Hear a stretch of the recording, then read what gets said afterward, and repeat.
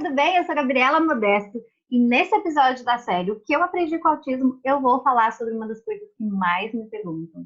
Como eu desconfiei, como eu soube que o Henrique tinha autismo. Bom, eu não soube que ele tinha autismo, mas eu desconfiava que ele tinha alguma coisa diferente.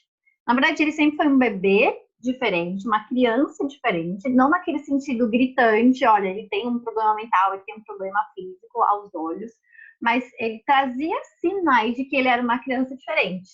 Eu não sei se eu percebi isso como mãe, eu não sei se eu percebi isso com o conhecimento que eu tinha de terapeuta ocupacional, porque pela minha profissão eu sempre trabalhei com pessoas diferentes, né? Ou pessoas com problemas mentais, pessoas com problemas físicos, deficiência. Então, o meu olhar ele é treinado para identificar certas coisas.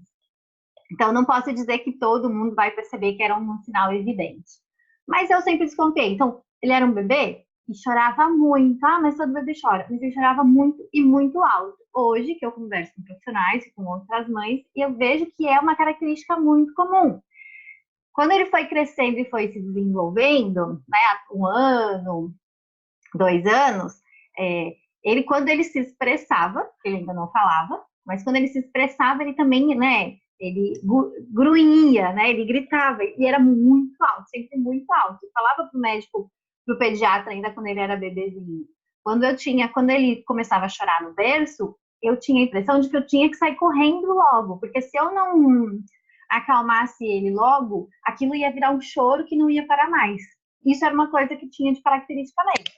Na época, eu não identificava como um grande problema, achava que era uma característica daquela criança. E entre outras coisas que foram aparecendo no desenvolvimento dele, né? Ele não era muito de ficar perto com a gente, de abraçar, de ficar junto, de brincar junto. A gente sentia bastante dificuldade de brincar com ele, então a gente achava que ele era assim mesmo, que era o jeito dele. Ele não ligava, ele não dava oi, ele não dava beijo, ele não mandava tchau. A gente achava que era o jeito dele e a gente respeitava isso. Mas aí, por exemplo, também outra coisa que é bem comum acontecer. Quando ele queria uma coisa, ele não perguntava, ele não pedia. Ou ele tentava pegar, quando ele já começou a andar, ele ia até aquela coisa, ele tentava subir para pegar aquilo que ele queria. Ou ele pegava na nossa mão e levava a gente até a geladeira, se ele estava com fome, até o armário, até o brinquedo. Mas a primeira tentativa dele era de fazer sozinho. Aí eu brincava, que a gente era como, nós éramos como meros instrumentos para fazer o que ele queria, né? E hoje eu entendo tudo isso. Hoje isso são características de crianças com autismo. Então eu não identifiquei que ele tinha autismo. Mas aí, quando ele tinha exatamente 1 ano e meio, a gente foi para São Paulo, a gente visitou uma amiga minha que já trabalhou comigo e ela tem um filho da mesma idade do Henrique, porque eles nasceram no mesmo mês, inclusive. E ficou muito evidente a diferença, principalmente na linguagem. Né? Na parte motora não tinha tanta diferença, mas na linguagem tinha. Né? O filho da minha amiga falava tudo, já conversava mesmo, já chamava, já apontava, já falava o que ele queria. E o Henrique não falava absolutamente nada, ele não falava nenhuma palavra, nem mamãe, nem papai, nada. Eu voltei dessa viagem com a certeza de que tinha alguma coisa aí. Eu precisava investigar. Na minha cabeça, era um problema de linguagem. Comecei a pesquisar sobre isso. O que é que eu descobri? Que o Henrique não tinha a intenção da comunicação, né? Um bebê, se você conhece alguns bebês, eles apontam já desde bebezinhos, assim, sem falar, sem engatinhar, eles tentam apontar, eles fazem eles tentam imitar, né? Aí você fala, olha, passarinho, ou então ele aponta alguma coisa que você nem entende o que ele está falando. Mas ele tá. O que é isso? É a intenção de comunicar. É a intenção de compartilhar o que ele está vendo com alguém. E o Henrique tinha zero disso. Zero mesmo.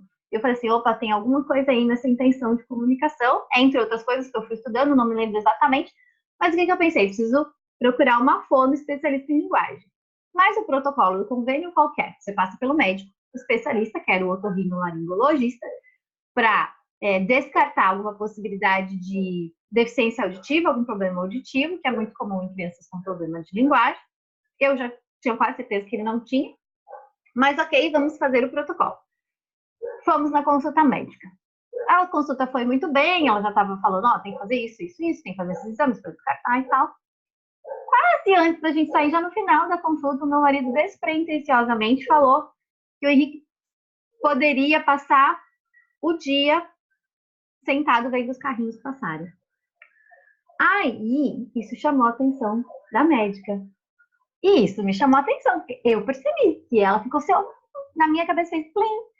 E aí ela falou assim, olha, então eu acho o seguinte, eu acho que vocês deveriam também marcar um neurologista infantil, porque normalmente demora mais a consulta, para ele descartar outras possíveis doenças neurológicas, não sei o quê, e o autismo. Na minha cabeça, quando ela falou essa palavra, fez plim. Opa, tem coisa aí. Porque foi evidente.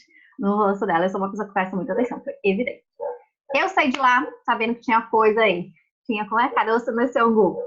Cheguei em casa, fui pro pai dos burros, que é o Google, pesquisei sobre isso e identifiquei vários sinais. Eu já fui direto no diagnóstico, eu sou terapeuta ocupacional, conheço um pouco sobre isso. Identifiquei, o Henrique tinha muitas características, muitos sinais de uma criança autista.